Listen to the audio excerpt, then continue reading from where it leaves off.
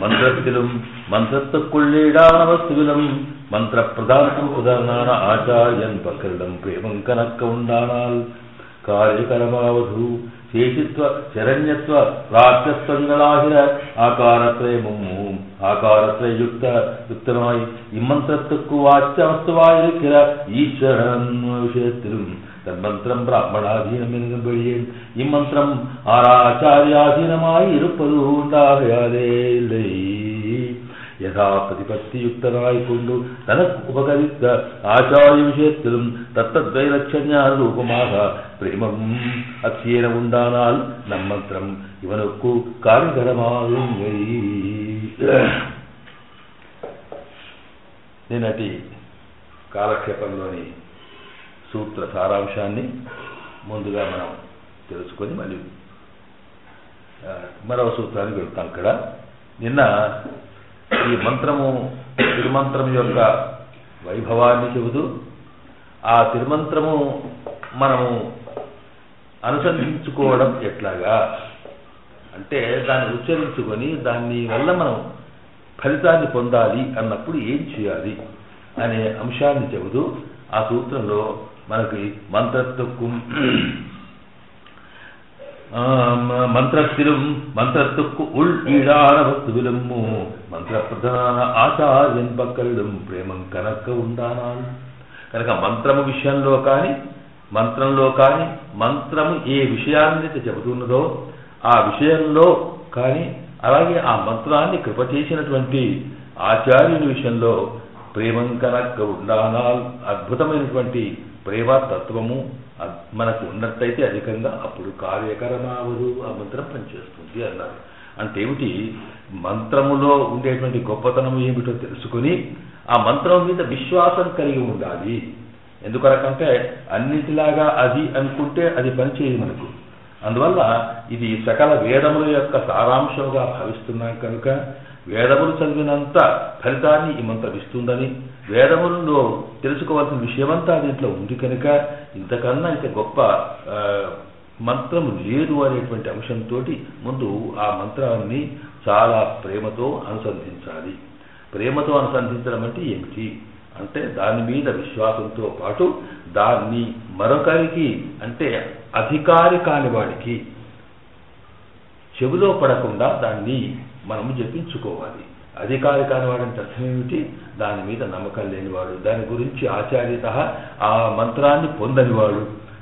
అలాగా దాన్ని నిన్న మనం చెప్పుకున్నామే, భగవద్గీతలో కృష్ణ భగవానుడు అర్జునుడికి చెబుతూ ఈ భగవద్గీతలోని తత్వాన్ని ఇది ఒక అత్యంతమైన రహస్యమైన విషయం కనుక ఈ రహస్యమైన విషయాన్ని అర్జున నువ్వు ఎవడికి పడితే వాడికి చెప్పకు అంటూ ఎవడెవడికి చెప్పకూడదో కూడా తాను ఆ శ్లోకంలో చెబుతూ ఇదంతే నా తపస్కాయ నా భక్తాయ కదాచన నచ అశ్రూషవే వాచ్యం.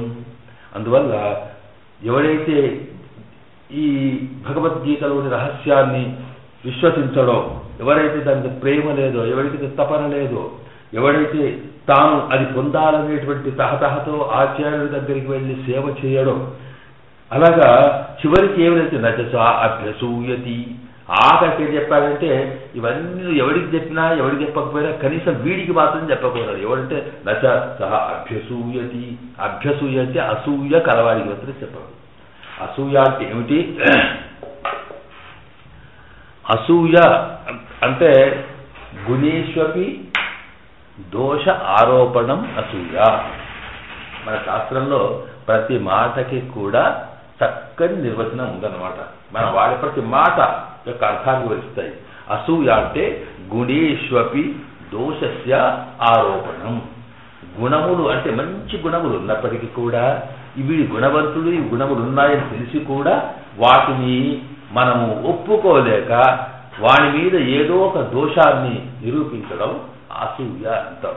అంతేంటి ఎవరో అనుకుంటాం ఆయన ఎంత బాగా బ్రహ్మాండంగా ఆ పిల్లవాడితోనే ఆ మంచి మార్కులు తీసుకొచ్చాడు, అబ్బాయి ఎంత ఫస్ట్ వచ్చాడు, ర్యాంక్ వచ్చింది, గోల్డ్ మెడల్ వచ్చింది అని ఎవరో చెప్పాడు. వాస్తవంగా కష్టపడ్డాడు, వాడికి ఆ తెలివితేటలు ఉన్నాయి. ఇది వీడికి కూడా తెలుసు, అనేవాడికి తెలిసినా కానీ ఎందుకంటే మరి వాడంత గొప్పవాడిని వీడు ఒప్పుకుందామంటే వీడి కొడుకు అట్లా లేడు వీడికి. కనుక ఏం చేస్తాడు? మస్తు వస్తాయా దానికేముంది కనుక వాడికి తన తండ్రి టీచరు అందరు తెలిసిన వాళ్ళు మస్తు మార్కులు వేసుకొని ఉంటాడు, లేకపోతే అందరికి ఇట్లా వస్తాయా అని అంటాడు. అంటే వాడు తెలుసు కానీ దాన్ని ఒప్పుకోడు.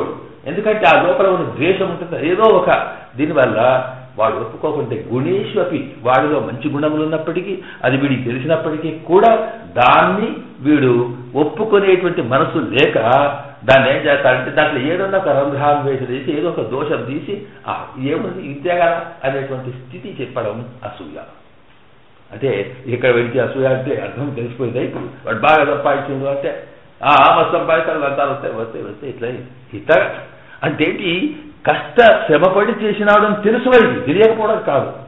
తెలిసి కూడా దాన్ని ఒప్పుకునే మనస్తత్వం లేకుండా అందులో ఏదో ఒక ఆరోపణ చేసేయడం అసూయ అన్నమాట.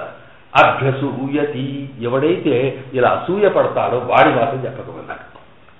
ఎందుకు చెప్పకన్నాడంటే వాడు ఇంత చెప్తే భగవద్గీత అంతా చెప్పిన తర్వాత మస్తు చెప్తారు, ఇవన్నీ అవుతాయని అవన్నీ ఉన్నాయా ఈ అంతే వాడికి అంటే వాడికి మనం చూస్తాం కానీ సాధారణంగా నాస్తికుడిని చెప్పుకోవడం ఒక ఫ్యాషన్ అయింది అయిపోనుకోండి. వాడికి అట్లా చెప్పుకుంటేనే గొప్ప అని వాడికి మనసులేవో దర్గాలో ఒకట దేవుడు దైవము సంస్కార ప్రకారం వచ్చినప్పటికీ కూడా వాడు దాని పైన డంబం కోసం ఒప్పుకోకుండా ఉంటాడే వాడు సూయపరుడు అంటాం వాడు. అందువల్ల అలాంటి వాడిని చెప్పొద్దు అన్నాడు. దీంట్లో అభ్యసూయతి నా అభ్యసూయతి అని ఆ మాట స్పష్టంగా అక్కడ భగవద్గీతలో వ్యాఖ్యానాలు వివరిస్తారు.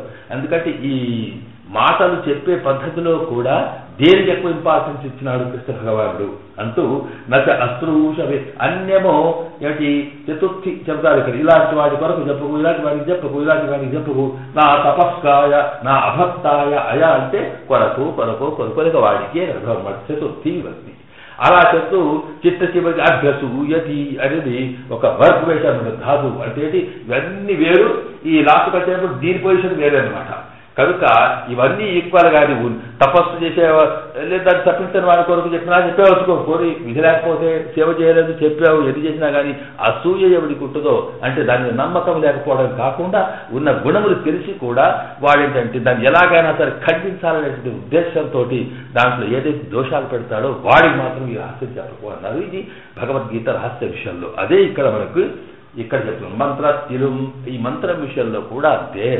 కనుక ఈ మంత్రంలో ఉండేటువంటి గొప్పతనాన్ని తెలుసుకొని దానికి తగినట్టుగా మనం అనుభవిస్తూనే తర్వాత ఎవడైతే దీనికి అధికారి కాడంటే ఎవడైతే ఇలాగా అసూయ పెడతాడు, దాన్ని తప్పులు తీస్తాడు, నమ్మకం లేదు, అలాంటి వాడి విషయంలో మాత్రం అసలు చెప్పకూడదు. వాడికే కాదు, ఎవరికైనా అడగంగా చెప్పాలి. మనకు చెప్తాం కదా, మన ఇతిహాసం చెబుతూనే ఉంది. భగవంతు రామానుజుల వారికి వారి ఆచార్యుల వారు సమాసనం చేసి మంత్రోపదేశం చేస్తే 18 సార్లు తీసుకున్నారట. ప్రతిసారి నెలకు ఉపవాసం ఉండి అన్నారు. పోయి మళ్ళా ఉపవాసం ఉండిగా, మళ్ళా 18 సార్లు ఉపవాసం ఉండి వచ్చినారు. ఎంత కష్టపడి చేయగా అప్పుడు ఒకసారి ఇచ్చారు. ఎందుకంటే వీడి టెస్ట్ చేసి ఇవ్వడం చాలా ముఖ్యం కనుక ఇది మంత్రతిలు అనేది ముందు దానికి. లేకపోతే ఇదేనా ఏం లేదు, ఏం అష్టాక్షరి మంత్రం చదువుకో అని ఎవరికి వస్తే వారికి చెప్తే ఏం జరుగుతుంది, దాని విలువ పోతుంది. కనుక అలా కాదు, అట్లా కాకుండా జాగ్రత్తగా దీన్ని వాడుకోవాలి. అందువల్ల గురుం ప్రకాశే ధీమాన్ మంత్రం యత్రేన గోపయేత్ అని అక్కడ మనకి శాస్త్రం చెబుతుంది. మనకు గురువు గారిని ఎవరైతే ఈ మంత్రం చెప్పారో ఆ మంత్రాన్ని మాత్రం మనలో దాచుకొని ఆ మంత్రం మనకు కృప చేసి మనల్ని ఉద్ధరించి మనకి ఒక మంచి మార్గాన్ని చెప్పిన గురువు గారి విషయంలో మాత్రం ప్రకాశయేతు. ఎక్కడ పోతే అక్కడే చెప్పాలి రాజానికి. మా గురువు ఏమనుకుంటున్నాం, మా గురువు గారు ఇలాగా, మా గురువు గారు అలాగా అని ఆ గురువు యొక్క గొప్పతనం చెప్పాలి, కానీ గురువు గారే చెప్పి చెప్పవద్దు. ఇది అందువల్ల దీనికి ఎప్పుడు అంటే రహస్యంగా ఉండాల్సిన మంత్రము ఎవరి బట్టి వారు చెప్పాల్సింది గురువు యొక్క తత్వం. దానివల్ల ఏమవుతుందంటే ఈ మంత్రం యొక్క శక్తి ఫలిస్తుంది అని. అంటే దీంట్లో మనకి ఏ విద్య అయినా సరే ఏ గురువు నుండి మనం పొందుతామో ఆ గురువు మీద నమ్మకము, విశ్వాసము, ఆదరణ, ఆ తర్వాత గౌరవము ఇవి ఉండాలి. ఉంటే ఆ ఆచార్యుని యొక్క అనుగ్రహంతో వీడికి మంత్రం ఫలిస్తుంది. అది కాకపోతే ఆ విద్య ఫలించదు, అది ఏది కాదన్నమాట. ఇది దీంట్లో చెప్తున్నది. మంత్రత్తిలం మంత్రత్త ఉల్లీడార వస్తువులం. ఆ మంత్రం లోపల ఉన్న వస్తువు ఉందే, వస్తువు అంటే ఏమిటి, సబ్జెక్ట్, విషయం. ఏ దేవతల గురించినటువంటి మంత్రమో ఆ మంత్రమును అనుసంధిస్తున్నప్పుడు ఆ లోపల ఏ దేవత గురించి చెప్పబడిందో ఆ దేవత మీద కూడా గౌరవం ఉండాలి. అట్లా కాకుండా ఏదో మంత్రంతో కాకుండా, అలా కాకపోతే ఆ దైవశక్తి రాదు, దేవతా ప్రసన్నం కాదు. కనుక మనము అష్టాక్షరి మంత్రాన్ని రహస్యంగా మనం ఉంచుకోవడమే కాకుండా దాన్ని జపిస్తున్న సందర్భంలో ఆ అష్టాక్షరి మంత్రము ఏ దైవత్వాన్ని మనకి స్పష్టంగా చేస్తూ ఉన్నదో ఆ విషయాన్ని ఆ పరమాత్మ విషయంలో కూడా వీడికి చక్కని విశ్వాసం ఉండాలి. ఏమిటి ఆ విశ్వాసం అనేది మనకి ఇదివరకు విన్నాం కదా.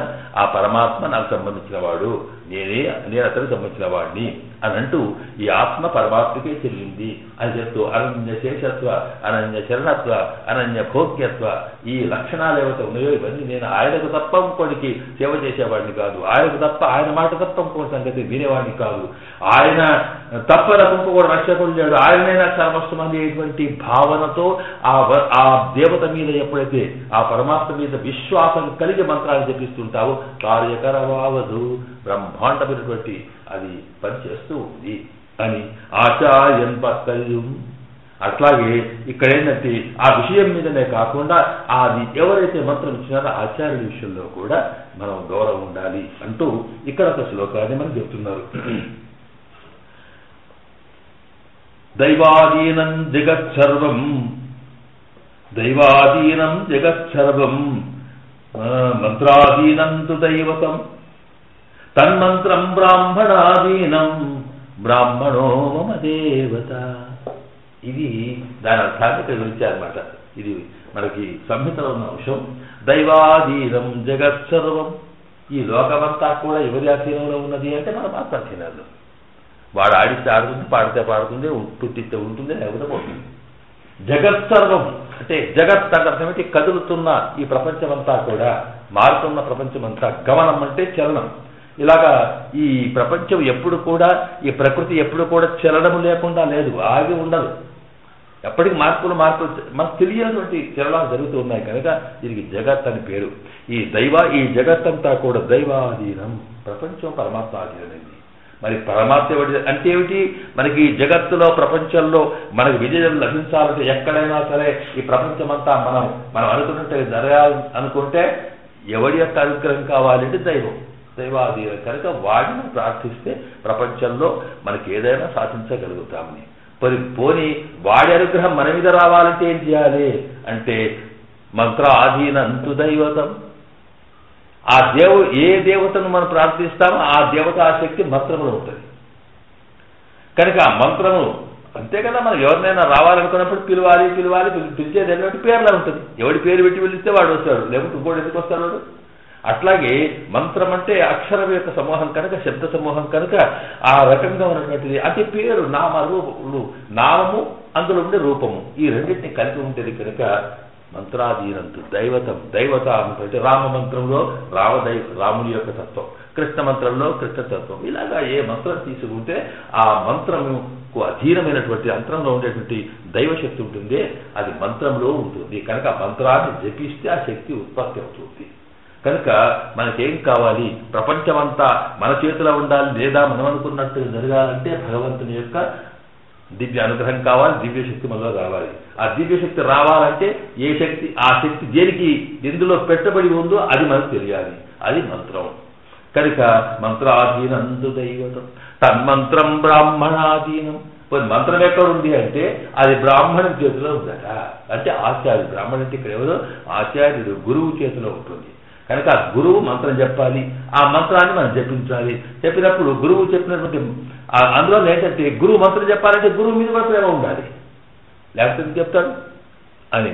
తన్మంత్రం బ్రాహ్మణాధీనం. బ్రాహ్మణ అనే మాటకి ఇక్కడ వివరిస్తారు బ్రహ్మ నయతి ఇది బ్రాహ్మణ అని. ఈ బ్రాహ్మణ అనగానే మనకు ఒకటే అర్థం ఏంటంటే ఈ బ్రాహ్మణ కులంలో పుట్టినవాడు అని. అది పుట్టుకతోని మనం బ్రాహ్మణులు అయినా అంత మాత్రం చేత వీడు బ్రాహ్మణుడు కాదు, ద్విజుడు అని మనకి పేరు. ద్విజుడు అంటే 2 జన్మలు కలవాడని అర్థం. కనుక ఇక్కడ జన్మన జాయతే శూద్ర కర్మణ జాయతే ద్విజ అంటే మనకి అందరూ సమానంగా పుట్టడం ఒకదే రకమైన ఈ చేసే సంస్కారాన్ని బట్టి, విజ్ఞానాన్ని బట్టి, విద్యను బట్టి, భగవతత్వం యొక్క సాక్షాత్కారాన్ని బట్టి వీడు బ్రాహ్మణుడు అని పేరుస్తుంది. కనుక బ్రహ్మానయతి అంటే బ్రహ్మ అంటే వేదం. బ్రహ్మ అనే దానికి వేదం అని అర్థము, బ్రహ్మ అంటే పరమాత్మ అని అర్థము, బ్రహ్మ అంటే ప్రకృతి అని అర్థము, బ్రహ్మ అంటే ఆత్మ అని అర్థము. ఏది పెద్దదో అది బ్రహ్మ. కనుక ఈ రకంగా బ్రహ్మ నయతి అంటే బ్రహ్మతత్వాన్ని మనకు పొందింపు చేసేవాడు ఎవడికి ఉంటాడో వాడు బ్రాహ్మణుడు అంటే ఆచార్యుడు గురువు అని అర్థం అనమాట. అలాగే బ్రహ్మ జ్ఞానం కలవాడు బ్రాహ్మణుడు. బ్రహ్మ అణతి ఇది బ్రాహ్మణ. బ్రహ్మ అంటే వేదం. ఆ వేదమును ఎప్పుడు కూడా తాను అధ్యయనం చేస్తూ దాని అర్థాన్ని భావిస్తూ లోకానికి జ్ఞానాన్ని ఉపదేశం చేసేవాడు బ్రాహ్మణుడు. కనుక తన్మంత్రం బ్రాహ్మణాధీనం అంటే ఆ మంత్రం ఏదైతే ఉన్నదో అది ఆచార్యుడు అనేవాడు. అలా చేసేవాడు ఆచార్యుడు గురువు అంటాం కనుక ఆచార్యాధీనం. కనుక ఇక్కడ ముందుగా ఇప్పుడు మనకి ఈ లోకములో ఉండేటువంటి సర్వశక్తులు మన చేతిలో ఉండి మనం ఎట్లాంటి నడిపించగలిగేటువంటి ఒక శక్తి మనకు రావాలనుకుంటే ఇక మూలం ఎవడు రావాలనుకుంటే మంత్రం పరమాత్మ మంత్రం కావాలంటే గురువు. కనుక ఎక్కడి స్టార్ట్ కావాలి మనది ఆచార్యం నుంచి ప్రారంభమై తద్విద్ధి ప్రణిపాచార్య మీరు చెప్పుకున్నారే అట్లాగే ఆచార్యుడిని సేవ చేసి ఆచార్యుని యొక్క అనుగ్రహాన్ని పొంది తద్వారా మంత్రాన్ని పొంది ఆ మంత్రాన్ని ఏ రకంగా ప్రేమతో ఎట్లా దాన్ని స్వీకరించాలో అలా స్వీకరించి తద్వారా దాన్ని చూపిస్తూ పోతుంటే అందులో ఉండేటువంటి దైవ సాక్షాత్కారం కలుగుతుంటే ఆనందం పొంది తద్వారా మన ఎనర్జీని తయారు చేసుకుంటే ఈ మంత్రం కార్యకారం అవదు. కనుక పనిచేస్తుందంటే అష్టాక్షరి మంత్రము ప్రార్థించారంటే ఎవరైతే మనకి ఉపదేశం చేశారు. గురువులు 2 రకాలుగా ఉంటారు మనకి, ఉత్తారకులు ఉపకారకులు అని. అంటే ఆచార్య తత్వంలో 2 రకాలు, ఉత్తారకులు ఉపకారకులు.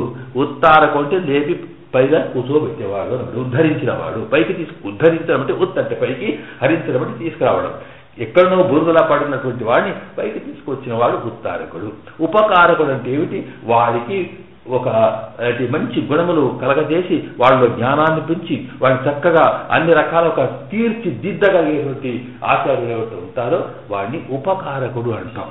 కనుక ఇక్కడ ఉత్తారకుడు అంటే ఈ సంసారంలో ప్రకృతిలో పడి ఉండి పనికి రాకుండా ఉండి ఏమీ జ్ఞానంలో శూన్యమైనటువంటి ఈ ఆత్మని పరమాత్మకు పనికొచ్చేట్టుగా ఎక్కడ ఉన్నటువంటి వాడిని తీసి పైకి తీసుకొచ్చేటువంటి మన ఆచార్యులు ఎవరైతే ఉంటారో వారు మనకి సమాచారం చేసి ఉపదేశం చేసి మంత్రాన్ని అందించి అనేక రకాలుగా చేసినటువంటి ఈ ఆచార్యులు వీరు ఉత్తారకులు అంటాం మనం. అంటే ఏదో ఎక్కడో గరిలోనో బురదలను పడిన రత్నాన్ని తీసి కడిగి శుభ్రంగా పెట్టేశారు అంతే. అయితే దానికి విలువ రావాలి, అది పరమాత్మ దాన్ని చేర్చుకోవాలంటే సాధారణంగా ఒక వజ్రం ఉందనుకోండి, అది గనిలో దొరికింది లేదా బురదలో వెళ్ళింది, వెంట తీసి పెట్టేవాడు ఒకడైతే ఆ తర్వాత దాని విలువను పెంచాలనుకుంటే దాన్ని చక్కగా శుభ్రం చేసి దానికి మెరుగులు దిద్ది దాని బంగారంతో పొదిగి ఒక ఆభరణంగా తయారు చేస్తే కదా మనం మెడలో పెట్టుకుని ఓహో దీనికి విలువ వస్తుంది. లేకపోతే వట్టిగా దాన్ని గల్లు కట్టేస్తారు కానీ ఎవడు పట్టుకోడు.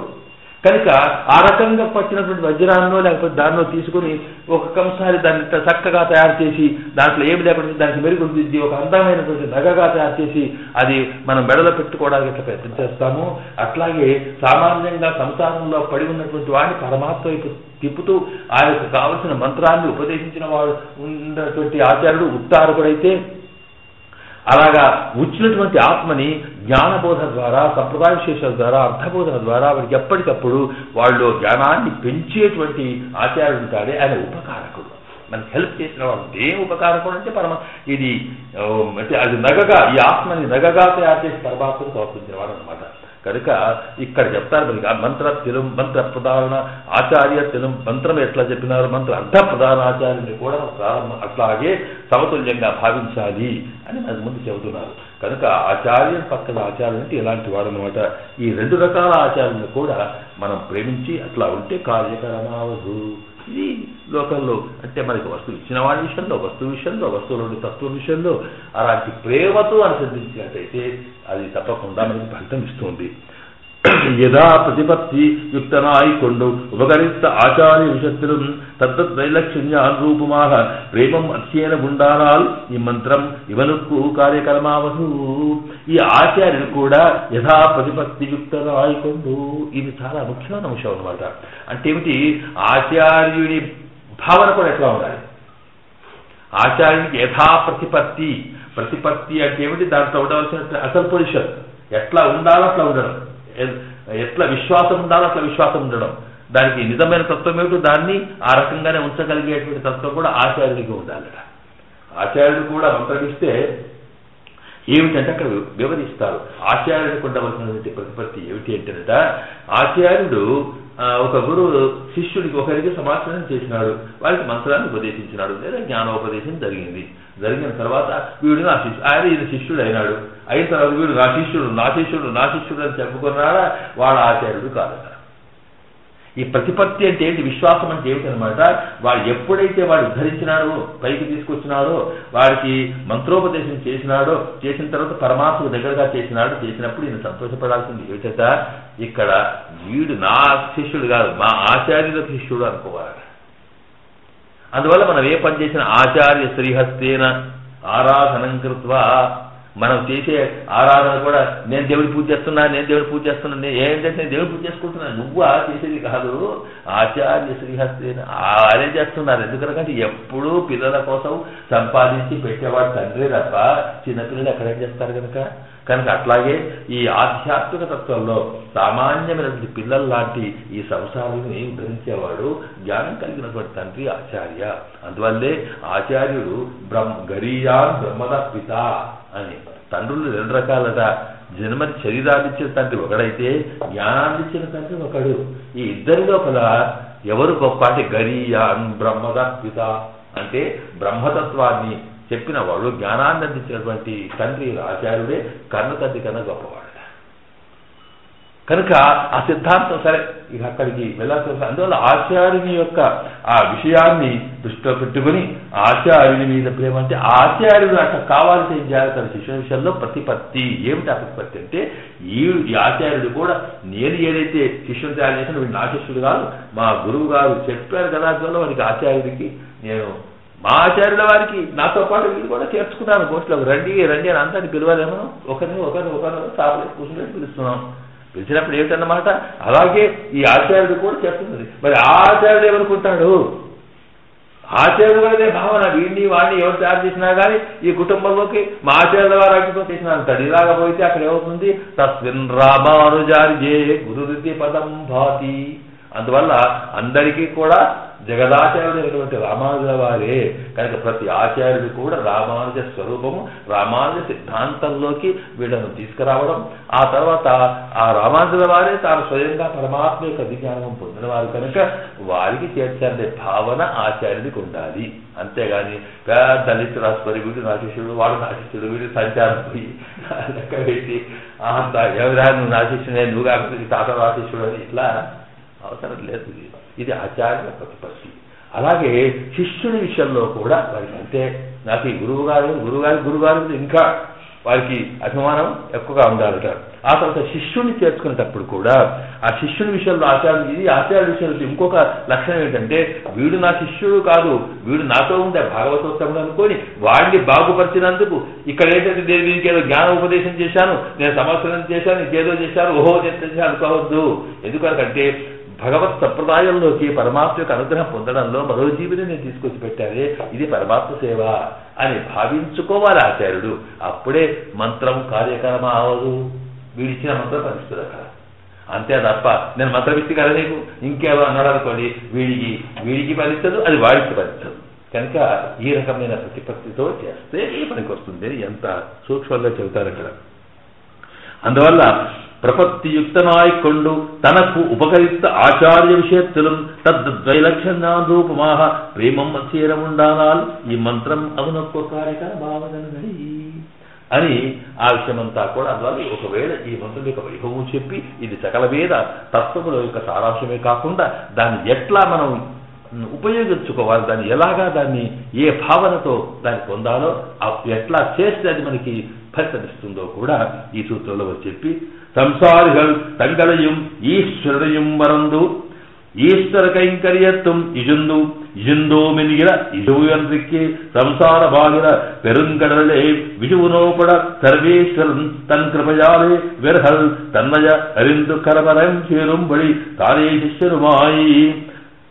శిష్యునుమాయి ఆచార్యునుమాయి నిన్ను తిరుమంత్ర దైవల్యెత్తి అరుళినాన్. ఇది మరొక సూత్రంలో ఇక్కడ చెప్తున్నారు. ఇక దాని మీద పెద్ద వ్యాఖ్యానం రాశారనుకోండి. ఇక్కడ ఏంటంటే సంసారిగళాగిరాలు అనాది అతిథ్య సంబంధాలే ప్రవాహ రూపేణ వర్హిర అవిద్య కర్మ వాసన రుచి వివశరాయి జన్మ మరణాది క్లేశ భాగిరాయి తిరిగిర బద్ధ చేతవ. ఇక ఇప్పుడు సంసారంలో ఉండే మనని ఈయన మన పరమాత్మ ఇదివరకు చేస్తున్నాడు. తానే ఆచార్యునిమాయి, తానే శిష్యునిమాయి, తానే ఆచార్యుడై, తానే శిష్యుడై ఈ మంత్రాన్ని చెప్పాడు. ఎందుకంటే ఈ మంత్రమును ఉపదేశించేటువంటి ఆచార్యుడు ఎట్లా ఉండాలి, ఆ మంత్రాన్ని పొందేటువంటి శిష్యుడు ఎట్లా ఉండాలి, ఎలా ఉంటే ఈ మంత్రము ఉపదేశించిన వాడు యొక్క శక్తి పెరుగుతోంది, మంత్రాన్ని పొందిన వాడికి ఫలిస్తుంది అని వివరించినట్టే అయినప్పుడు మరి ఇలాగా ఆచార్యుడు ఉండాలంటే లోకంలో ఎవడుంటాడు? ఇది మనకు ఎందుకంటే ఈ ప్రకృతి సహజమే. మనకు లక్షణం అయితే ఉంది. ఎంత కాదని ఎంత తీసేసినప్పటికీ కూడా వీడికి నేనే చేస్తే కదా అనేటువంటి ఒక భావన సామాన్యంగా వస్తుంది. వీడికి అది వచ్చిందని వాడికి అది పనిచేయదు. అక్కడ ఇది స్విచ్ ఆఫ్ అయింది అనుకోండి, వాడికి లాభం లేదు. కనుక ఎప్పుడు ఉండాలి ఆచార్య యొక్క లక్షణం ఏమిటి అని చెప్పడం కోసం తానే ఆచార్యునాయ్, ఆ పరమాత్మని ఆచార్యులే ఒకసారి ఆచార్య లక్షణాలు ఎట్లా ఉండాలో చూపిస్తారన్నమాట. ఇదిగో ఇట్లా ఆచార్య ఇట్లా ఉండాలని అంటే ఒక ఎగ్జాంపుల్ మోడల్ చెప్పండి. పాపం ఏంటి ఇది డెమాన్స్ట్రేట్ చేసినట్టు వస్తువు తయారు చేయడమే కాకుండా ఇది ఎట్లా వాడుకోవాలి అట్లా వాడుకోవాలని ఒక చార్ట్ చూపించడమే కాకుండా ఆ చేసిన వాడే స్వయంగా వచ్చి తాను చూపించి ఇదిగో ఇట్లా ఇది ఇట్లా అని చెప్పినట్టుగానే తాను కూడా ఎట్లాగా ఆచార్యం ఉండాలి, శిష్యుడు ఎట్లా ఉండాలి అనేటువంటి దానికి తానే ఆచార్యం. మరి ఆచార్యుడు దానికి శిష్యుడు కూడా దొరికితే వాడు శిష్యుడు దొరుకుతాడు. కనుక తానే రెండు భాగాలుగా, ఎందుకంటే పరమాత్మకి తన సంకల్ప బలంతో తాను ఏదైనా కాగలిగేటువంటి పరమశక్తి కలుగు గనక కలవాడతను అతనికి అఘటిత ఘటనా సామర్థ్యం అంటాం. ఆయనకు పరమాత్మకు ఉన్నటువంటి 6 ముఖ్యమైనటువంటి లక్షణాల్లో ఆయనకి జ్ఞానంతో పాటు శక్తి అంటే ఎటువంటి అటుమర్చగలిగేటువంటి సంకల్ప శక్తి వారికి ఉంటుంది. కనుక తానే ఆచార్యుడై తానే శిష్యుడైనాడు. ఇలా కాగలుగుతాడా అంటే అవడానికి వీలుందట.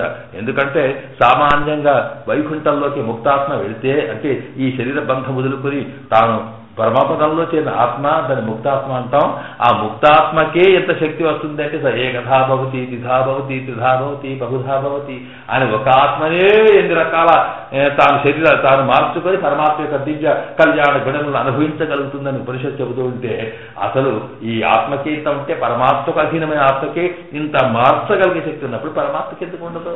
కనుకనే తాను ఆచార్యుడై తాను శిష్యుడై ఆ రకంగా చెబుతూ సంసారులాగురారు అనన్య సంసారులకి అంటే ఎవరు అంటే ఈరోజు చెప్పుకున్నామే మనకి అవిద్య అజ్ఞానం వల్ల రుచి కర్మ వల్ల రుచి వల్ల ఇలా శరీరం వల్ల ఇలాగా ఈ శరీరంలో పడి ఉన్నటువంటి జీవులందరికీ కూడా రుచిహరాయ్ జన్మ మరణాది క్లేశ భాగలాయ్ శ్రీహర బద్ధ చేతవరు వీళ్ళందరినీ ఉద్ధరించాలని దీంతో పాటు ఆయన తంగళయ ఈశ్వరునయం మరందు ఎన్నదు. ఇక్కడ ఏంటి వీళ్ళంతా ఏం చేసినారు? సంసారంలో ఉన్న వాళ్ళు మనం తనను మరిచినారట, ఈశ్వరుని మరిచినారట. ఈ తనను మరిచినారు, ఈశ్వరుని మరిచినారంటే అర్థం ఏమిటి? తానెవరు అంటే ఈ లోపల ఉన్న ఆత్మతత్వం ఏమిటి, ఆత్మస్వరూపం ఏమిటి, అసలు తాను ఎక్కడున్నాడు అనే విషయం మరిచిపోయేట. ఏం మరిచిపోయినా మనం ఏమనుకుంటున్నాం ఎప్పుడు కూడా దేహాత్మా బుద్ధి అంటే ఏమిటి? నీవెవరు అన్నావు అనుకోండి, ఈ లోపల ఉన్న నేను అంటే నేను అనే ఆత్మ కాదు, నువ్వెవరు అంటే నేను ఇదిగో శరీరమును అనే భావ, ఈ శరీరమే ఆత్మ అనేటువంటి లక్షణం చేసుకొని అసలు ఆత్మస్వరూపం ఏమిటో మరిచిపోయినారు, తనను తానే మరిచిపోయినారు అనమాట. అలాగా పరమాత్మ విషయంలో కూడా అసలు వీరెవరు, ఆ పరమాత్ముడు, పరమాత్మకి ఆత్మకు ఉండే సంబంధం ఏమిటి అనే సంగతిని కూడా మరిచిపోయి ఇలాగ ఈ లోకంలో పడి ఉన్న వాళ్ళు ఉద్ధరించినాడట తానే ఆచార్యుడై. తంగళయ ఈశ్వరునయం మరందు ఎన్నదు దాసభూతా హితసర్వే దాసభూతా సుతసర్వే జ్ఞాప్తన పరమాత్మన నాణ్యథా లక్షణం తేషాం బంధే మోక్షే చైవ ఎన్నికబడియే సతసిద్ధమాన భగవచ్చేషత్వై లక్షణమాహవడేనా అయ్యరిక్కిర తంగళయం పతిం విశ్వస్య ఆత్మ ఇది స్వామిత్వం బ్రహ్మణిత్వమిచ్చాదిహరేశ్వరిహిరబడియే தங்களுக்கு நிருபாதிக சேஷியாய் இருக்கிற ஈஸ்வரனை மரியாదే ఎన్గై ఆనాలు అరియామల్ ఎన్నాదే మరందు. ఇదంతా దాని వ్యాఖ్యానం చేస్తున్నారు. అలాగే తనను మరిచిపోవడమే కాకుండా అసలు పరమాత్మను మర్చిపోయినాడట.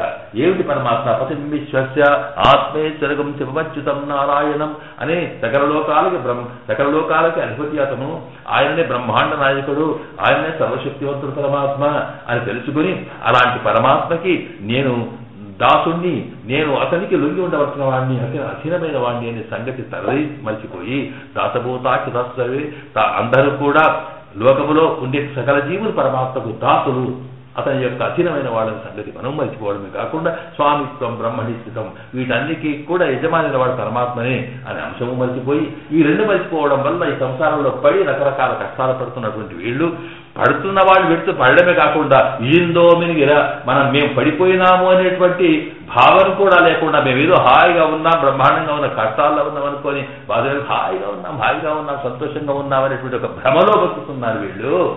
కారణం ఏంటంటే జ్ఞానశూన్యత్వం. మనం చూస్తామే సాధారణంగా ఒక పశువు ఉంటుంది, ఎండాకాలంలో అది బర్రె పోతూ అక్కడ పెద్ద బురద గుంట కనిపించింది అనుకోండి, ఆ బురద గుంటలా పడుతుంది, పడి పొరుతుంటుంది సంతోషపడుతుంటుంది. అది దానికి ఏ ఆనందం అంటే ఇక నేను ఎంత గొప్ప ఆటలో ఉన్నాను అని. పాపము ఇది ఏంటి పశువు ఈ దీంట్లో ఏమిటి బురదలో పడి అవస్థ పడుతున్నది, ఇది చీచి అనుకొని ఆ పశువుల కాపరి ఒడ్డు మీద ఉండి చూస్తుంటాడు, హ్యాట్ కొడుతుంటాడు. వాడు కొట్టినారు కదా వాళ్ళు, ఎందుకంటే ఇంతకన్నా ఏ కథ కనుక అనేటువంటి దృష్టి ఎట్లాగో ప్రపంచంలో ఈ ప్రకృతిలో పడిన ఈ ఆత్మ ఇందులో పడి ఈ శరీరము ద్వారా ఏ అనుభవాలను వీస్తున్నదో వాటిని అన్నిటికీ కూడా తాను ఇచిందో వెనిగిరా అసలు మీరు ఇంత కష్టపడుతున్నారు అదే మహాసుఖంగా భావిస్తూ ఇందులో ఉంటున్నారట. ఇక పైన ఉన్నటువంటి ఆ పశువుల కాపరున్నాడే వాడు ఆచార్యుడు లేవు అని వాడు కట్టెబట్టి మంత్రాన్ని బట్టి చేసినా ఉపదేశం చేసినా ఇది లేవదు, ఈ కన్నీ జరగదు. అలాంటి స్థితి మనది. అందువల్ల వీడు ఎట్లా అయ్యో ఇది లేకపోతే వాడు ఊరుకుంటాడు ఆ యజమాని, అది బర్రెల నుంచి లేకపోతే ఇది ఎట్లాగా తను ఎట్లాగా తరలించి లేపాలి. అలాగే పరమాత్మ కూడా ఆచార్య తానే ఆచార్యుడైపోయి ఇహటి వరకు వీడు ఎట్లాగా తానే వచ్చి అలా చేసినట్టు కదా. అట్లా చూస్తూ అదే ఆవల్ ఎన్నాదే మరందు ఎన్బాను ముందు ఒకసారి ఇక మరిచిపోయితే అక్కడనట ఈ తాను స్వరూపు ఈశ్వర కైంకర్యత్తు ఇజందు ఎనగత్తు కీచున్న அஜானத்தாலே வகுத்த சேஷியான ஈஸ்வர விஷயத்தில் கைங்கரியமாகிற பரம புருஷார்த்தத்தையும் பிராபிக்க பெறாதாலே పురుషార్థத்தினுடைய గౌరవத்தையும் అదుర్కర్త గ్రంథు వైత్తు ఆ రకంగా తన పురుషార్థం ఏమిటి, తన జీవితం ఏమిటి, తన పరిస్థితి ఏమిటి, ఎందుకు వచ్చాడు, తన స్వరూపం ఏమిటి, పరమాత్మ స్వరూపం ఏమిటి, ఇవన్నీ కూడా మరిచిపోయి ఈ సంసారం అనే పెరుంకడలే. అందువల్ల ఈ సంసారం అనేటువంటి ఒక పెద్ద సముద్రంలో పడి కొట్టుకుంటున్నాడు వీడు. ఆ కొట్టుకుంటే ఆ కొట్టుకునేటువంటి వాడిని ఎట్లయినా ఆ సముద్రంలో నుంచి తాను లాబట్టి తీసుకొచ్చి తాను ఒడ్డుకు చేస్తారనుకునేట. ఆ ఒడ్డున ఒక చెట్టు ఉందట, ఆ ఒడ్డుకి చెట్టు కింద తీసుకొచ్చి కాసేపు విశ్రాంతి తీద్దామనుకొని ఆచార్యుడు చేసే పని అదట. నావికుడిలాగా అతనికి నావికుడు అంటా మనం. నాయకుడు అంటే నావికుడు అన్నమాట. నాయకుడు అంటే ఏంటి? నౌ అంటే నౌక. ఆ నౌకను నడిపేవాడు నావికుడు. ఆ నావికుడినే నాయకుడు అంటాం మనం. ఆ నాయకుడు అంటే అర్థం ఏంటన్నమాట, ఎవడైతే మనం ఉంటామో ముందు మార్గం చూపుతానికి తీసుకెళ్లేవాడు. పడవలో కూర్చోబెట్టుకొని పడవ నడిపించి మనను సముద్రం నుంచి లేకపోతే ఇంకా వేరే నదుల్లో నుంచి ఒడ్డుకు చేర్చేటువంటి నౌక నావికుడు ఎట్లా ఉంటాడో అలాగే మనము మన కష్టాల నుంచి ముందుకు తీసుకెళ్లి మార్గం చూపేవాడు నాయకుడు. నాయకుడు అర్థం ఇదనమాట. అందువల్ల ఈ సంసారం అనే సముద్రంలో నుంచి తీసుకెళ్లి పైకి తీసేటువంటి నాయకులు ఎవరు? మనకు ఆచార్యుడే. అదే నాయకనాయ నేనుగా నందగోపనుడయ అనేటువంటి భాషలలో నాయకుడు అంటే ఆయన్నే ఆచార్యుడు అని అర్థం అనమాట. కనుక ఇలాంటి ఆచార్యుడు తానే ఈ ఒడ్డుకు చేరుస్తాడట. ఇలా ఒడ్డుకు చేర్చడం కోసమే తానే ఆచార్యుడు, తానే శిష్యుడు ఇక్కడికి వచ్చాడు.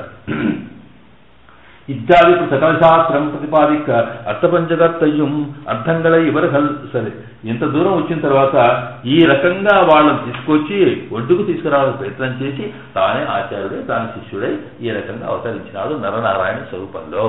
అప్పుడు తానేంటంటే ఆ మంత్రాన్ని ఉపదేశించాడన్నాం.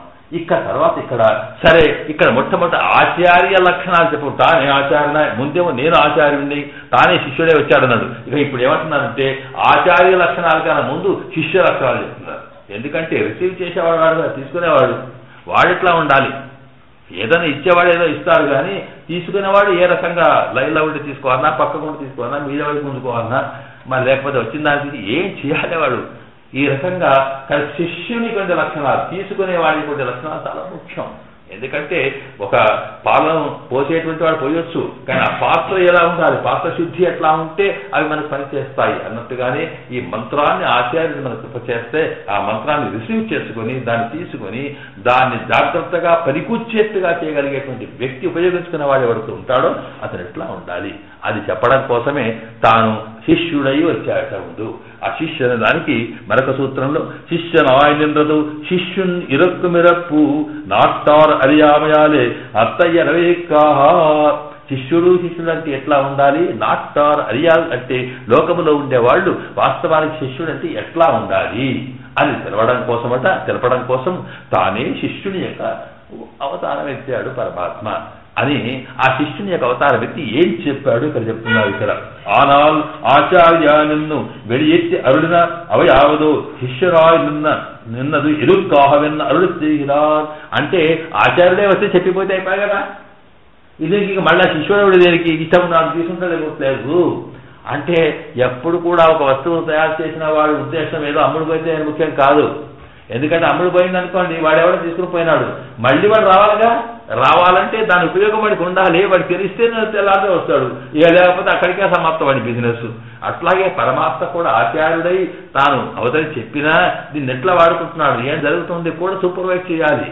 అలా చేయడానికి ఎట్లా రూపాలు చూపి మళ్ళీ వాడికి ప్రతిపత్తి కలగడానికి, అంటే ఈ మంత్రంలో ఉండేటువంటి శక్తి మీద విశ్వాసం కలగడానికి కోసము వాడు శిష్యుడై ఉన్నాడని చెబుతూ శిష్యుడు ఎట్లా ఉండాలి అనే లక్షణాన్ని మన శాస్త్రాలు ఎలా చెప్పావో, అంటే అవి పరమాత్మ యొక్క దివ్య శాస్త్రం అంటే భగవదాజ్ఞనే కనుక పరమాత్మ యొక్క సంకల్పాన్ని అనుసరించి మహాత్ములైన వారు దివ్య శక్తుల దివ్య జ్ఞానంతో తెలుసుకొని ఇక్కడ శిష్య లక్షణాన్ని చెప్పినారు. అది ఏమిటో ఇక్కడ ఉదాహరిస్తున్నారు. ശിഷ്യനായെന്ന് തുടങ്ങി അതാവത് ആചാര്യനായ നിന്നു വെളിയെ ചെൽവന്തിക്ക് താനേ ശിഷ്യനമായി കൊണ്ടുവന്നു ആസ്തികോ ധർമ്മശീലശ്ച ശീലവാൻ വൈഷ്ണവശ്രുതി ഗംഭീരഃ ചതുരഃ ധീരഃ ശിഷ്യഃ ఇత్యవిధీయతే. ఈ ఒకరు చెప్పినటువంటి లక్షణ ప్రకారం శిష్యుడు ఎట్లా ఉండాలి. ఆస్తికః ధర్మశీలస్య వాడికి క్యారెక్టర్ ముందు వాడికి అన్నికన్నా ముందు ఎవరికైతే ఈ మంత్ర శిష్యుడు అనేటప్పటికీ ఇక్కడేంటంటే ఏ విద్యను నేర్పితే ఆ విద్యను పొందేవాడు శిష్యుడు. ఇక్కడ మనకి శిష్యుడు అంటే ఎవరు? ఇక్కడ శిష్యుడు అంటే ఈ అష్టాక్షరి మంత్రాన్నో రహస్యత్రయాన్నో పొందాలి అనుకొని ఆచార్యుని ఆశ్రయించినటువంటి శిష్యుడు అన్నమాట. అతను ఎట్లా ఉండాలి? ఆస్తిక, ముందు వాడికి నమ్మకం ఉండాలి. ఆస్తికుడు కాదు. ఆస్తికుడు అంటే ఏంటి? పరమాత్మ మీద విశ్వాసం ఉండాలి. అసలు ఆస్తిక అస్తి, ఉన్నది ఉన్నది. ఆ ఉన్నాడని దేని వల్ల తెలుస్తుంది అంటే వేదైశ్చ సర్వై అహమేవ వేద్య, వేదాల చేత ప్రతిపాదించిన పరమాత్మ కనుక ముందు వాడికి నమ్మకం దేని మీద ఉండాలి అంటే వస్తువు మీద నమ్మకం కన్నా ఎవడి మీద ఉండే నమ్మకం కన్నా వాడు చెప్పిన మాట ముఖ్యమైంది. కనుక ఆస్తికుడు అంటే సామాన్యంగా భగవంతుడు ఉన్నవాడు లేనివాడు అని కాదు. భగవంతుడు ఉన్నాడు నమ్మకం ఉండనే ఉండకపోని కనీసము వేదములు భగవత్ తత్వాన్ని చెప్పగలిగేటువంటి వేదములు శాస్త్రములు ఏదో ఉన్నవో ఆ శాస్త్రముల మీద విశ్వాసం ఉండాలి వాడికి. ఆస్తికుడు అంటే వేదం నమ్మేవాడు, వేదమును ప్రమాణంగా తీసుకునేవాడు, శాస్త్రాన్ని ప్రమాణంగా తీసుకొని ఆ శాస్త్రం ఏది చెప్పిందో అది సరి అయినది అనేటువంటి విశ్వాసం కలవాడు ఆస్తికుడు. ఆ శాస్త్రంలో ఎన్నో రకాల తత్వాలు చెబుతాయి, అవన్నీ తర్వాత మాట. కనుక ముఖ్యంగా ఏ మంత్రం అయితే చెబుతున్నాడో ఆ మంత్రము నిజమైంది, ఇది వేద ఉపనిషత్ సిద్ధాంతాన్ని అనుకరించి చెప్పబడింది కనుక ఇది మనకు ఉపయోగపడుతుంది విశ్వాసం ముందు శిష్యుల్లో ఉండాలి. ఆ నమ్మకాలు లేకుండా ఏదో వచ్చి మంత్రార్థం సేవించండి రండి అనేటప్పటికీ అంతా కూర్చున్న తర్వాత ఏదో రాకపోతే మరి పాపం లేక సాగించుడు మనం రాకపోతే ఏమనుకుంటాడు అని ఇంకా అయిపోదు మళ్ళీ వాళ్ళతోని ఇలాంటి వాడు శిష్యుడు కాదు. అవసరం లేదు వాళ్ళకి. అందువల్ల ఆస్తికు ధర్మశీల తాను ఆ విశ్వాసం ఉండడమే కాకుండా దాని ఆ ధర్మం మీద తన యొక్క అంటే క్యారెక్టర్ కూడా దానికి తగినట్టుగా ధర్మాన్ని అనుసరించి నడవగలిగేటువంటి ప్రవర్తన కలవాడు కావాలి. అలాగే శీలవాన్ వైష్ణవ శుచి, శీలవాన్ అంటే చక్కని ఆత్మగుణములు చక్కని గుణములు కలవాడని. తర్వాత ఆచారము పవిత్రత అనేది ఏదైతే ఉందో అది బాహ్య ప్రవృత్తత అంటే బాహ్య అభ్యంతర శుచి అంటామే. అంటే శారీరకంగా ఉండవలసినటువంటి ప్రకృతి సహజంగా ఉండాల్సిన పవిత్రతలు పెట్టుకుంటూనే ఆత్మీయమైన పవిత్రత కూడా కావాలి. ఆత్మలో పవిత్రత అంటే మనసులో పవిత్రత. ఏంటి ఆ మనసులో పవిత్రత? దోషం లేకుండా కామం, క్రోధం, లోభం, మోహం, మదం, మాత్సర్యం, అసూయ, ద్వేషం ఇవన్నీ ఉన్నాయే, ఇవన్నీ మలినాలు. ఇవి లేకుండా ఉండి స్వచ్ఛమైన తాను ప్రశాంతమైనటువంటి స్థితిలో సత్వగుణ ప్రధానం కలిగి ఉండి కేవలం విశ్వాసం కలిగి ఉన్నవాడు కావాలి. అప్పుడే వాడికి అది వస్తుందట. అట్లా వైష్ణవ అంటే వైష్ణవులే కావాలని కాదు, విష్ణు అంటే సర్వవ్యాపకుడైన పరమాత్మ అని అర్థం. పరమాత్మ మీద అంతటా ఉన్న భగవతత్వం మీద విశ్వాసం కలవాడు కావాలి. ఇలాగా గంభీర చతుర ధీర శిష్య. సరే, అందులో మరికొన్ని లక్షణాలు చెప్తున్నారు ఇక్కడ. గంభీర అంటే వాడు ఎటువంటిదే వదలకూడదు. అసలు ఎందుకంటే సామాన్యంగా ఒక విషయం చెబుతాం, సామాన్యంగా మనకేదో ఒక మంచి విషయం తెలిసింది, ఆనందం కలిగింది, అద్భుతమైంది, మనం ఏం చేస్తాం? లోకాల్లో వచ్చినట్టుగా వేస్తాం, పోయినట్టుగా వేస్తాం, ఏమనుకుంటున్నాం వేస్తాం అనుకోండి. అలా అక్కర్లేదు మనకి.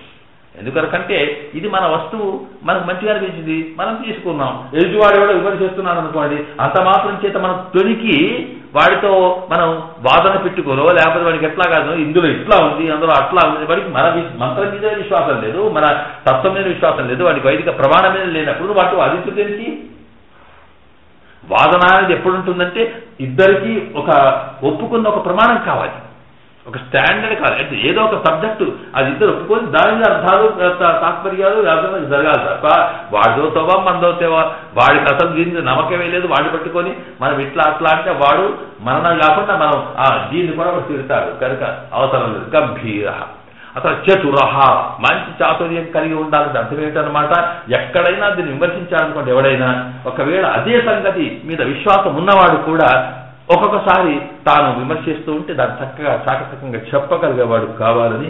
ఇన్నిటికీ ధీర ధైర్యం కావాలి. ముందు ధైర్యం అంటే ఏంటి, వీడేం అనుకుంటాడో వాడేమనుకుంటాడో మరేం పోయిందని కాకుండా అలాగా ధీర తత్ర నభుష్యతి. భగవద్గీతలో చెప్పాడే ధీర, ధీ అంటే బుద్ధిని అంటే లాగేవాడు అనమాట. అంటే మంచి బుద్ధిమంతుడు, మంచి జ్ఞానం, మంచి తర్క జ్ఞానం కలిగి శాస్త్రజ్ఞానం కలవాడు అని అర్థం అనమాట. అట్లాగే ఆ పరమాత్మను తెలుసుకోవడానికి కూడా ధైర్య సాహసాలు కలవాడు కావాలి, పట్టుదల కావాలి. అన్ని శిష్యుల లక్షణాలు ఒకరు చెప్పారు. అంటే ముఖ్యంగా మనకు కావాల్సింది దానికి ఆస్తికత్వం. ఏ మంత్రం అయితే చెబుతామో, ఏ తత్వం చెబుతామో దాని మీద వాడికి విశ్వాసం ఉండాలి. ఆ విశ్వాసంతో పాటు అది చెప్పిన రీతిలో నడవగలిగేటువంటి వీడి దగ్గర పవిత్రత ఉండాలి, ఆచారం ఉండాలి, అలాగే నడకలో ఉండాలి, బుద్ధిలో ఆలోచనలో ఉండాలి. దాన్ని వ్యతిరేకించే వాళ్ళ విషయంలో కూడా తాను ఉదారంగా ఉండాలి.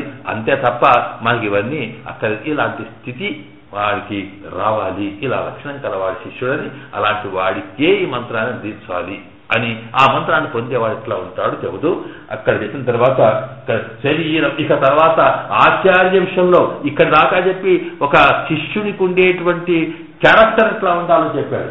కానీ అది ఆచార్య విషయంలో శిష్యునికి ఉండవలసినటువంటి ప్రతిపత్తి, అంటే వాడికి ఉండవలసినటువంటి విశ్వాసం, రిలేషన్ ఎట్లా ఉండాలి, ఆచార్యుని కోసం తాను శిష్యుడు ఎట్లా ఉండాలంటే ఇక్కడ శరీరం వసు విజ్ఞానం వాస కర్మగుణాన్ అసూన్ గురువర్ధం ధారయేద్యస్తు. ఇక్కడ చూసినదా, శరీరం వాడికి ఉన్న సర్వస్వము కూడా ఆచార్యాధీనం. ఇది నాది కాదు, మా ఆచార్యులది.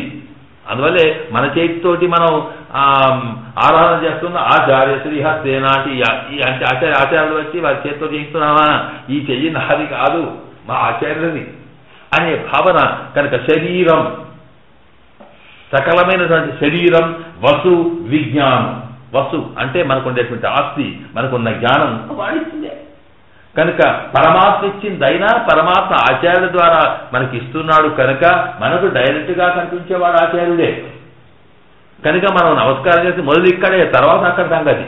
అందువల్ల శరీరం వసు విజ్ఞానం వాస మనం ఉన్నటువంటి సకల నివాస స్థానం, కర్మ గుణం అసూన్ కనీస ప్రాణాల దగ్గర నుంచి సర్వం కూడా మరి పరమాత్మకి ఎట్లాగా మనం సమర్పిస్తామో అట్లాగే అంటారు. అలాగే గురువర్ధం ధారయేద్యస్తు శిష్య నేతరస్మృత. గురువర్ధ అయితే ఇవన్నీ వారికిచ్చుడు కాదు, గురువర్ధం ధారయేత్. ఇది ముఖ్యమైన పాయింట్, ఆ అంశం ఇక్కడ ఉంది. ఇవన్నిటినీ గురువు కొరకు ధరించాలట.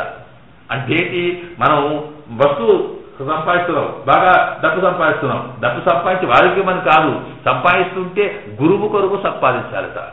గురువు కొరకు ఇల్లు కట్టుకోవాలి, గురువు కొరకు సర్వం బతకాలి, గురువు కొరకే జీవించాలి. అంటే గురువు కొరకు సంపాదన అంటే అర్థం ఏంటి ఇక్కడ అంటే మనము సంపాదన సాధారణంగా మన రక్షణ కోసము, మన కుటుంబం కోసము, ఆ తర్వాత మన జీవితం కోసం సంపాదించుకుంటాం. మన జీవితం మన కుటుంబం అంటే ఏమిటి, ఒక యజమాని ఉన్నాడు కూడా, ఆయన భార్య, ఆయన తల్లి, ఆయన తండ్రి, ఆయన పిల్లలు, ఏదో కొడుకు కోడలు మనవడు మనవరాలు, ఇంకా పోయితే దూరం పోయినా పోవచ్చు. ఇలాంటిదే తప్ప ఇది కుటుంబం. వీటి కొరకు మనం సంపాదిస్తున్నప్పుడు, ఈ కుటుంబాన్ని గురించి మనం ఆలోచిస్తున్నప్పుడు గురువు కూడా మా కుటుంబంలో ఒక సభ్యుడు అనుకోవాలి. ఒక తండ్రి కొడుకు కొరకు ఎట్లా సంపాదిస్తాడో, తన భార్యాపిల్లలను పోషించుకోవడం కోసం ఎట్లా సంపాదిస్తాడో, నేను సంపాదించాల్సినటువంటి ఈ సంపాదనలో గురువు కుటుంబం కూడా నాదే. ఇది మన సిద్ధాంతం. అందువల్ల ఏంటంటే మనకి శ్రీవచన భూషణం అనేటువంటి ఒక దివ్య ప్రబంధం ఉంది. అది చాలా గొప్ప కోడ్ ఆఫ్ కాండక్ట్ బ్రహ్మాండంగా చెప్తుంది. దాంట్లో గురు శిష్య సంబంధం చెప్పేటప్పుడు తానట ఆచార్యుని యొక్క, ఇక్కడట గురువు శిష్యుడి యొక్క శరీరము ఆచార్యుని అధీనమట, శిష్యుని యొక్క శరీరము, శిష్యుని యొక్క ఆత్మ ఆచార్యాధీనము, ఆచార్యుని శరీరము శిష్యుడి ఆధీనమట. శరీరం అసలు రెండు ఉంటాయి కదా, ఈ రెండింటిలో శిష్యునికి ఉండే ఆత్మనేమో ఆచార్యునికి సంబంధించిందట, ఆచార్యుడు శరీరం ఉంది, ఇది వీడికి సంబంధించిందట. అంటే అర్థం ఏమిటి అంటే శిష్యుని యొక్క ఆత్మ పోషణ, ఆత్మకు శక్తి రావడం అంటే జ్ఞాన బోధ ద్వారా ఏదైతే మనం వీడు చేయాలో అది ఆచార్యుని పని. అంటే దీన్ని అభివృద్ధి చేయడం అంటే ఒక మాట మనం అర్థం చేసుకోవాలి. సాధారణంగా ఈ శరీరానికి తర్వాత ఆత్మకు ఉండే తత్వం ఏమిటి అంటే ఇది దేనితో తయారైంది, ఏ మెటీరియల్తో తయారైంది తెలుసుకుంటే ఈ శరీరం ఏమో పంచభూతాలతో తయారైంది, గాలి నీరు వెలుతురు ఏదో వీటితోటి ఈ శరీరం తయారైంది ప్రకృతి. కనుక దీన్ని పెంచడం అంటే అర్థం ఏంటి? ఏది లేకపోతే అది గాలి తక్కువైతే గాలి కొడతాం, లేకపోతే నీరు లేకపోతే నీళ్ళు తక్కువ వేస్తాం, ఏది ఎక్కువైతే అది అవుతుంది. దానివల్ల అదే కదా మనం పైత్యవన్నీ ఇంకేదో ఇవన్నీ వైద్యం అంతా అదే. ఏది తక్కువైతే ఇప్పుడు గోడ పెట్టాం, గోడకి ఏదో పిల్ల కూలిపోయింది, కూలిపోతే అప్పుడు ఏం చేస్తామండి? దాని కింద మళ్ళా మట్టి, అది మట్టి గోడ కనుక మట్టి పోయినాక మళ్ళీ ఇంత మట్టి పెడతాం, అది సప్లై అయిపోయింది, కరెక్ట్ అయింది. అట్లాగే ఈ శరీరం కూడా పంచభూతాలతో తయారైంది కనుక ఇందులో ఏ భూతం యొక్క శక్తి తగ్గినా దాన్ని సప్లై చేసే మెడిసిన్ మరి ఇస్తారు, ఇది వైద్యం. కనుక ఈ శరీర రక్షణ. మరి ఆత్మ జ్ఞాన స్వరూపము, జ్ఞానంతో తయారైంది. అది లోపల జ్ఞానం అంటే ఏంటి? ఇది ఎట్లా తెలుస్తుంది మనకి? ఈ లోపల ఆత్మ ఉంటేనే అన్ని సంగతులు తెలుస్తున్నాయి. ఇది వెళ్ళిపోయినాక ఈ శరీరానికి ఏం తెలుస్తుంది కనుక ఇవన్నీ ఎట్లా తెలుస్తున్నాయి? ఇది దేంతో తయారైంది? లోపల ఆత్మ ఉంది. ఆత్మ ఉంటే తెలివి వస్తుంది కనుక ఆత్మ దేంతో తయారైంది? జ్ఞానముతో అని అర్థం. ఇక్కడ మనం ఒట్టి స్పష్టంగా స్థూలంగా చెప్తున్నాను. కనుక ఈ జ్ఞానంతో తయారైనటువంటి జ్ఞానము ఉంటే అది జ్ఞానమే దానికి బలం కనుక అలా ఆత్మబలం అంటే జ్ఞానశక్తి పెరగడం అనమాట. అయినప్పుడు జ్ఞానం తగ్గేదనుకోండి, మనం జ్ఞానం సప్లై చేయాలి, దానికి చేసేటప్పుడు బట్టి పెరుగుతుంది. ఈ జ్ఞానము సప్లై చేసి ఆత్మను బలంగా చేసే వాడేవాడో వాడు ఆచార్యుడు. కనుక శిష్యుడి యొక్క జ్ఞానం ఎట్లు తగ్గుతుంది? జ్ఞానం తెలివి తగ్గుతుంది కానీ దేనిప్పుడు తగ్గుతుంది అంటే వీడు సంసారంలో పడి, సంపాదనలో పడి, ప్రకృతిలో పడి, ప్రపంచంలో పడి ఉంటే వాడికి ఆధ్యాత్మిక శక్తి ఎక్కడ వస్తుంది? రావడానికి వీలు లేదు. అసలు తెచ్చుకుందామంటే కూడా వాడు ప్రయత్నం తెచ్చుకోవడానికి టైమే ఉండదు. ఎక్కడ చేస్తాడండి? పొద్దున్నానికి వెళ్ళాక ధ్యానాలు చేస్తాడో, సభలు చేస్తాడో, ఏం చేస్తాడు? మరి వాడు ఎట్లా ఉద్ధరింపబడాలి? అప్పుడు ఏమవుతుందంటే అప్పుడు వాడికి ఆత్మశక్తి తగ్గుతూ ఉంటుంది. దీన్నే అంటారు ఈ ఆత్మద బలద. ఆత్మని ఇచ్చిన వాడే బలాన్ని కూడా ఇస్తాడు. కనుక జ్ఞానం సప్లై చేస్తూ ఉంటూ ఎప్పటికప్పుడు ఆ దానికి ఉండేటువంటి శక్తి తగ్గకుండా చేయగలిగేటువంటి వాడు ఆచార్యుడు. అప్పుడు ఆచార్యుడు ఏం చేయాలి అంటే ఆ జ్ఞానాన్ని తాను సంపాదించుకోవాలి. ముందు శాస్త్రాలు చదవడమే కాకుండా ధ్యానము, తర్వాత ఇలాంటి వాటి ద్వారా ఆధ్యాత్మికమైనటువంటి తత్వాన్ని శక్తిని తనలో పెంచుకొని ఆ ఎట్లా పెంచుకోవాలంటే తాను ఉద్ధరింపబడమే కాకుండా ఎట్లాగైతే తండ్రి తన కొడుకులు పిల్లల పోషణ కోసం, శరీర పోషణ కోసం సంపాదిస్తాడు, వీడు తన శిష్యుల యొక్క కుటుంబం ఉంటుంది కనుక ఆ శిష్యులందరికీ వాళ్ళకి సంపాదించుకునే ఈ శక్తి ఉండదు కనుక ఆ జ్ఞానాన్ని వీడు ముందు సంపాదించాలి. వీడు సాధన చేయాలి, వీడు సాక్షాత్కరించుకోవాలి పరమాత్మత్వాన్ని. ఇంకా ఇవన్నీ చేస్తూ వాటి ద్వారా మా శిష్యులకి కూడా దాన్ని ఉపదేశం చేసి వాళ్ళలో కూడా ఉత్తేజం కలగ చేయాలి. అంటే వాళ్ళకి ఆత్మశక్తి తగ్గినప్పుడు దాన్ని సప్లై చేయాల్సినటువంటి బాధ్యత ఆచార్యుడిది. కనుకనే ఆచార్యాధీనము ఈ శిష్యుని యొక్క ఆత్మ అన్నాం మనం అక్కడ. ఇది చేసినప్పుడు ఏమవుతుంది? అయితే ఒకటి ఉంది, వీడు ఎప్పుడు సాధన చేస్తూ, శిష్యుడికేమో సంసారంలో కూడా సంపాదిస్తూనే ఉండేది. మరి వీడు ఎప్పుడు సాధన చేస్తూ, జ్ఞానం చేస్తూ, పూజలు చేస్తుంటే వీడి కుటుంబం పెట్టలు రాలి. వీడికో శరీరం ఉంటుంది కదా, వీడికి పిల్లలు ఉంటారు, వీడికి ఇదంతా అవుతుంది. మరి వీడు ఎప్పుడు కూడా వాడు అలాగే చేస్తే ఎట్లాగా? అందువల్ల వీడికి ఆటంకం రాకుండా, జ్ఞానార్జనలు ఆటంకం రాకుండా ఈ శరీరాన్ని కాపాడాల్సిన బాధ్యత శిష్యుడిది. అంటే శిష్యుడు తాను సంపాదిస్తున్న దాంట్లో తన ఆత్మ కోసం, తన జ్ఞానం కోసం ఆచార్యుడు ప్రయత్నిస్తున్నట్టుగానే ఇక్కడ తన ఉదర పోషణ కోసం, తనకుండే శరీర పోషణ కోసం, కుటుంబ పోషణ కోసం సంపాదించిన దాంట్లో మా ఆచార్యుల శరీరం కూడా మరి వారి సప్లై అవసరాలు కూడా నేను సంపాదించాలని చెప్పి వారి శరీరం వీరి ఆధీనపడ్డ. అంటే వారి శరీరాన్ని ప్రొటెక్ట్ చేయాల్సినటువంటి అవసరం ఎందుకంటే ఇది ఎట్లా ఉంటే ప్రేమ అనుబంధంతో ఉంటుంది. మనం చూస్తాం చాలా మందిని ఏంటి భార్యాభర్త సంబంధం ఉన్నప్పుడు ఇంకా యువకులుగా ఉన్నప్పుడు ఏం పెద్ద ఎవరు ఉన్నప్పుడు ఏం లేదు, పెద్ద మనిషి ముసలైన చూడండి, మీరు బాగా అబ్జర్వ్ చేసి తెలుస్తుంది ఎంతమంది పెద్ద మనిషి జంటలు ఉంటారో వాళ్ళ మరింత ప్రేమ పెరుగుతుంది. ఆ ప్రేమలో కూడా ఈ మగవాడు సాధారణంగా మగవాడు ఏం మాట్లాడు, వాడు చూసి మొత్తం ఈవిడే డామినేట్ చేస్తుంటుంది. మగవాడి ఎక్కడ తిరుగుతున్నావు, ఎక్కడ కూర్చున్నావు, ఏం చేస్తున్నావు, ఏం తింటున్నావు, అద్దెనగా తినకి ఇది ఇప్పుడే ఎందుకంటే ఏంటి కారణం? ఆ శరీరం ఈవిడ స్వాధీనం. అది ఏమన్నా అయిపోయింది అనుకోండి వీరికి. కనుక టోటల్ లైఫ్ దాని మీద ఆధారపడింది. కనుక ఇక్కడ ఆ శరీర రక్షణ తన శరీరం కన్నా ఎక్కువగా దృష్టి పెట్టి రక్షిస్తుంది. అలాగే ఆచార్యుని అతని ఆత్మరక్షణ చేయాల్సిన బాధ్యత ఆచార్యుడిది. అందుకు వీడు సంపాదించాలి జ్ఞానాన్ని, వీడి శరీరాన్ని రక్షించాల్సిన బాధ్యత శిష్యుడిది, వాడు సంపాదించాలి దాన్ని. అలాగే ఏదంటే ఆ దృష్టి పెట్టుకుని మన పూర్వులంతా కూడా శిష్యుడు ఏదంటే ఆచార్యులు సప్లై చేయడం. ఏం జరుగుతుంది? ఇల్లు పెళ్లి అయిందనుకుంటే వాళ్ళే నిలబడి చేయడం, ఇంకేదో అవసరం అంటే వాళ్ళే చేయడం, ఇదంతా జరుగుతూ ఉండేది. కనుక ఇది ఏం పోయింది? ఇది పోను చిత్త చివరికి ఎంత దూరం వచ్చిందంటే ఇక నేను సంపాదిస్తున్నా, వీడు నాకేం చేసేవాడు వాడికి జ్ఞానం మీద, మనకి ఆత్మ మీదనే వాడికి ఒక ఆత్మోద్ధరణ మీద చిత్తం లేని వాడు వాడు కేవలం భౌతికంగానే బతికేవాడికి ఇంకా ఆచార్యతో సంబంధం వీడి నడవాలని వీడికి ఇక వీడికి ఏంటంటే వీడు జ్ఞానము లేదు, సంపాదన లేదు, ఉపాసన లేదు, ధ్యానం లేదు, ఏమి లేదు. వీడు ఆచార్యుడని పేరు పెట్టుకోవడానికి పూర్వక్రమంగా ఏమైనా గురువు వచ్చినా ఏమైనా సంభావించుడు లేదు అని ఇక చిత్త చివరకు వీడు సంభావాలు నడుపుకుంటాడు, వాడి ఇది సంగతి. మన దగ్గర సంభావాలు ఇచ్చుడు పోవుడు కారణం ఎందుకు అదంటే మేమంతా అయ్యగారులం మాకేమైనా ఇయ్యాలా, ఇది వాడు తెచ్చి పంపించేవాడు పర్లేదు, ఇది ఆచార్య సంబంధం. ఇది ఈ గట్టి మీద ఇట్లా వచ్చింది ఆ స్థితి కనుక ఎంత అద్భుతమైనటువంటి ఒక సంబంధమో కనుక తానే శిష్యనాయి ఆ శిష్యుడిగా ఉండి తాను ఆచార్యుని విషయంలో ఉండవలసినటువంటి తత్వాన్ని చెప్తట. శరీరం వసు విజ్ఞానం వాస కర్మ గుణానసు గురువర్తం ధారయే, సర్వము కూడా ఆ గురువునే భావించుకొని చేయాలని చెప్తూ అది శిష్య లక్షణంగా ఒక చోట శాస్త్రం చెబుతూ ఉన్నది.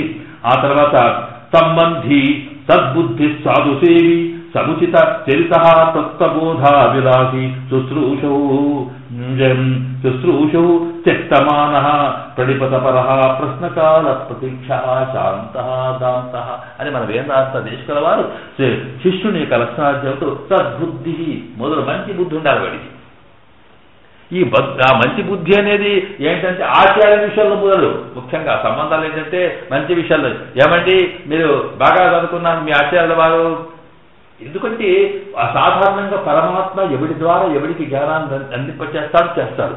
అందించిన వాడు మహత్తుడు కాకపోవచ్చు, ఏదో దానికి వచ్చిన ఒక మాట చెప్పాడు, వీడికి లాభం ఉంది, తర్వాత వీడు బాగా కృషి చేసి దాన్ని పెంచుకున్నాడు అనుకోండి, అనుకుంటే ఏమవుతుంది ఒక్కోసారి ఆచార్యుడు సామాన్యమైన స్థితిలో ఉంటే శిష్యుడు బ్రహ్మాండమైనటువంటి ఒక ఉద్ధరింపబడేటువంటి స్థితిలో కనిపిస్తాడు. ఓహో ఏం స్వామి ఏం స్వామి అనేటప్పటికీ ఎంతనండి అనేటప్పటికీ ఇదంతా మా ఆచార్య కృపా కటాక్షం అనుకున్నవాడు నిజమైన శిష్యుడు.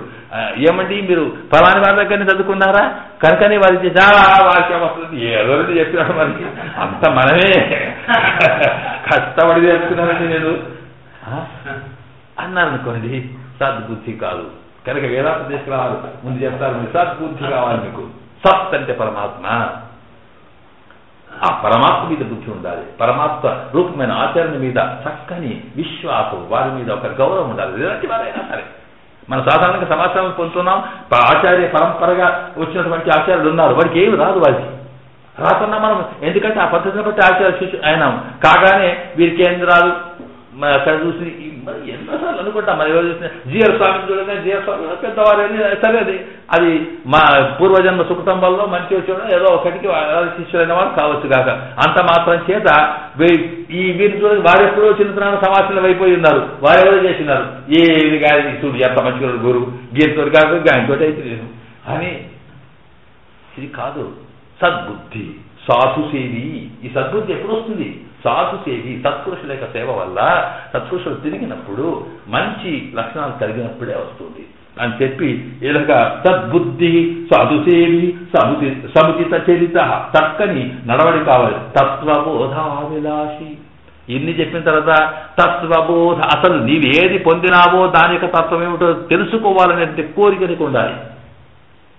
అంతేగాని నీకేమైంది ఏదో మంత్రమైందే ఉపదేశించడం అయిపోయింది ఇక నాకెందుకు మిగులుతుంది అనేటువంటి సమస్య కాదు. తత్వబోధ అభిలాషి అని ఇలాగా చెప్తూ శుశ్రూషు త్యక్తమాన సేవ చేయాలి. చెప్పిన తగ్గితే ఆచార్యుని సేవ తప్ప మరొకటి లేదనుకొని చేయాలి. ఆ సేవ చేసేటప్పుడు త్యక్తమాన, మానహ అంటే గౌరవము, మానహ అంటే గర్వము, మానవ అంటే అభిమానం, త్యక్త వదలాలి.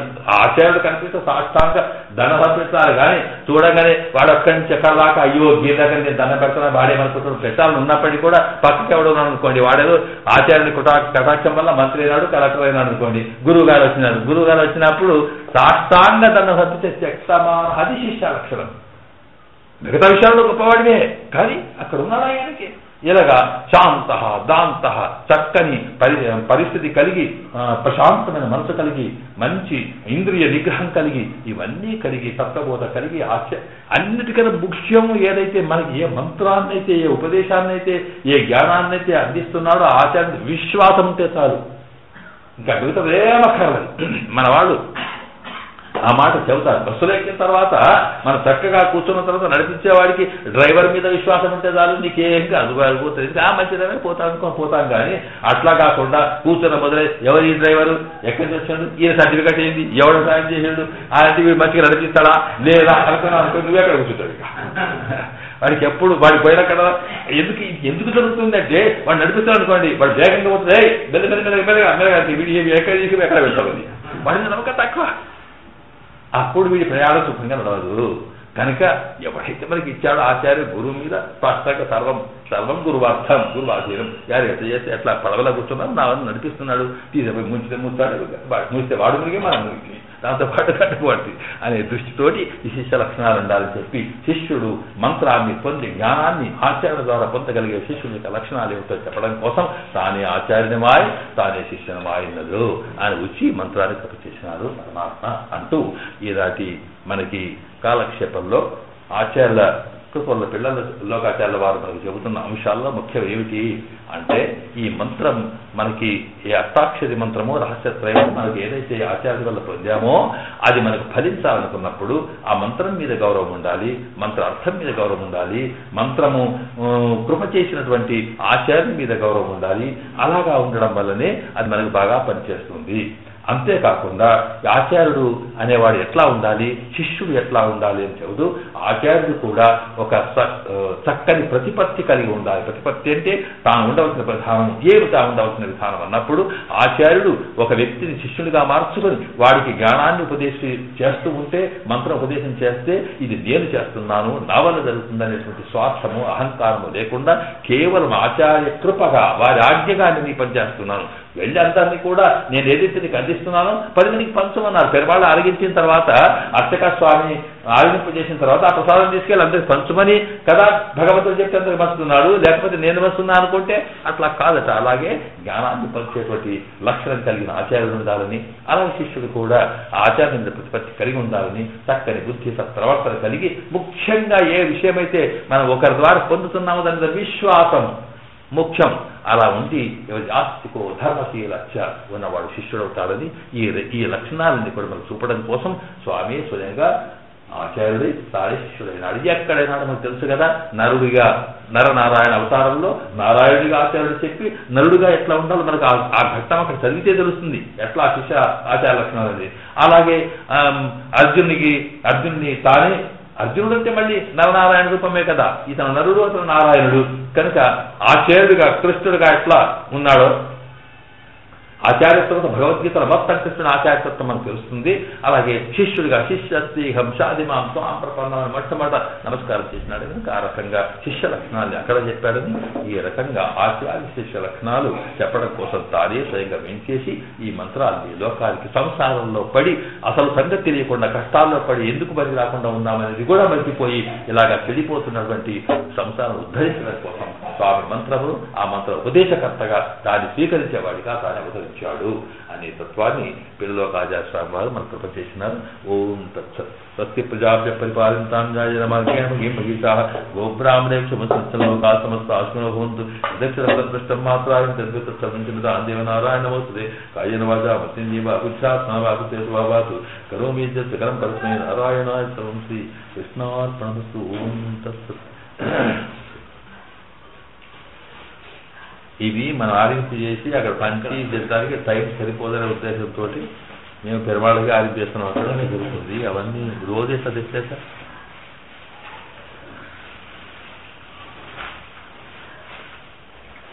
సమస్త పరివారాయ సర్వమంగళ విగ్రహాయ శ్రీపూ నీలాసేతాయ శ్రీ ఓం ప్రణయ స్వ ఓం పానాయ స్వ ఓం జ్ఞానాయ స్వ ఉదానాయ స్వ నారాయణాయ కాంతాయ కళ్యాణే గ్రామ శ్రీ వెంకటవాసాయ శ్రీనివాసాయ మంగళం శ్రీ వైకుంఠవరస్తాయ స్వామి పుష్కనేతరాచార్య మంగళాచార్య ప్రేమదాచార్య గురురాచార్య తత్పుతాయ ఆత్మంగళ స్మృతి నారాయణ. అపసారం లేదు. ఇది మనకు టైం తీసుకుంటుంది.